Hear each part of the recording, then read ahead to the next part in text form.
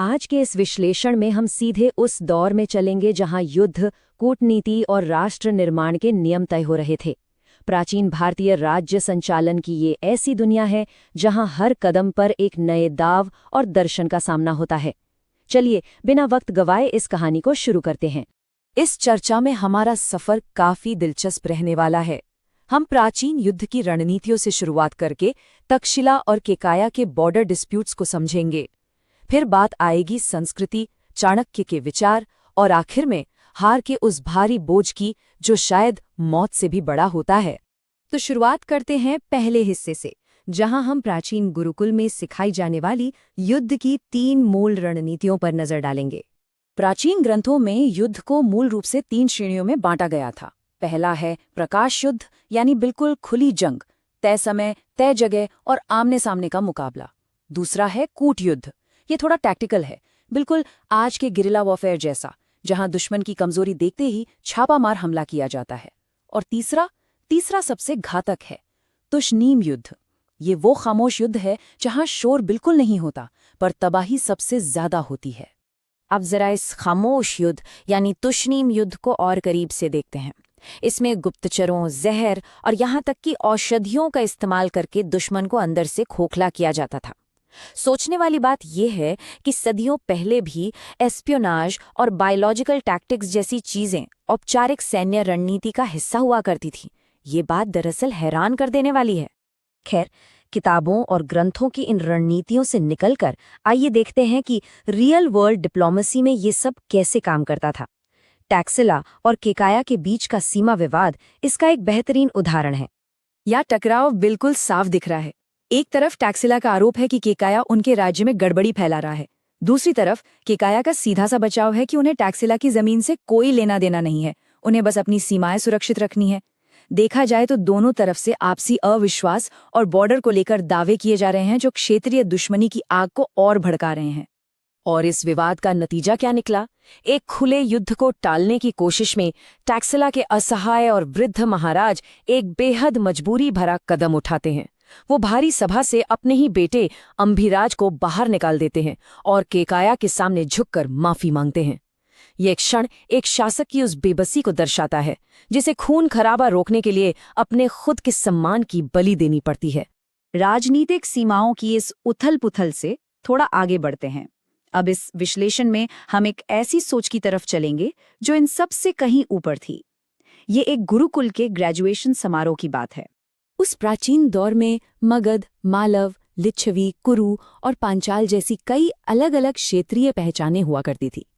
गुरुकुल में पढ़ने वाले छात्र इन्हीं अलग अलग खंडित राज्यों से आते थे और जाहिर है वो अपने साथ अपनी एक गहरी रीजनल आइडेंटिटी यानी क्षेत्रीय पहचान का टैग लेकर चलते थे।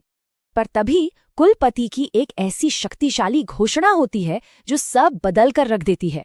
वो कहते हैं, मैं यहाँ से किसी मगध, मालव, लिच्छवी, कुरु या पंचाल को नहीं जाने दूंगा।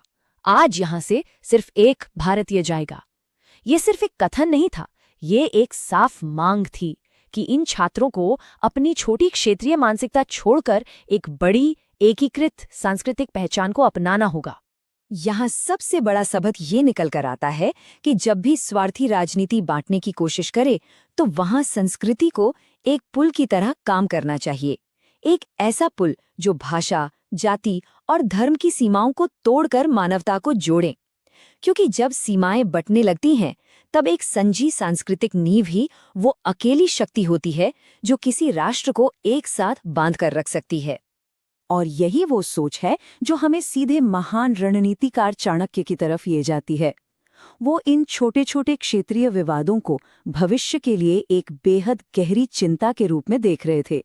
यहाँ एक बहुत ही गहरा और दार्शनिक प्रश्न उठता है, क्या राज्यों के बीच चलने वाले ये लगातार और स्वार्थ से भरे आपसी झगड़े आगे चलकर एक पूरे राष्ट्र को तबाह कर सकते हैं? क्या ये छोटी लड़ाइयाँ किसी बड़े विनाश का इशारा थी? चाणक्य ने इस पर बिल्कुल कड़ी चेतावनी दी थी। उनका मानना था कि जब मानसिकता सिर्फ किसी एक क्षेत्र तक सीमित कर रह जाती है तो वो राष्ट्रीय हितों का गला घोंट देती है। उनका ये जियोपॉलिटिकल अनुमान बिल्कुल सटीक था कि अगर राज्य सिर्फ अपने बॉर्डर और अपने फायदे के बारे में सोचेंगे तो ये अनंत आंतरिक संघर्ष एक दिन पूरे देश को पतन की कगार पर ले आएंगे।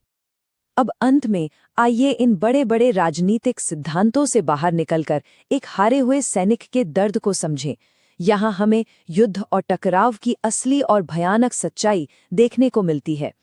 इन संघर्षों का असली मनोवैज्ञानिक प्रभाव यानी साइकोलॉजिकल टोल टैक्सिला के सेनापति सिहारण की हालत में साफ दिखता है। अपनी विफलता से बुरी तरह टूटा हुआ और अपमानित ये सेनापति किसी तरह मौत की भीख मांग रहा है। सीमा की रक्षा ना कर पाने का बोझ उसके लिए मौत से भी बड़ा है और उसे लगता है कि वो टैक्सिला के सम्मान पर एक स्थायी कलंक बन चुका है।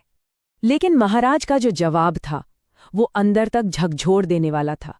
वो कहते हैं, तुम्हारा जीवित रहना ही तुम्हारा दंड है।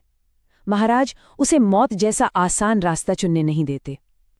और ये वाकया उस भयानक सच्चाई को दिखाता है जो राजनीतिक पतन और राज्यों के टकराव के बाद पीछे छूट जाती है। इस विश्लेषण के अंत में एक ऐसा सवाल है जो हम सबके ध्यान देने लायक है।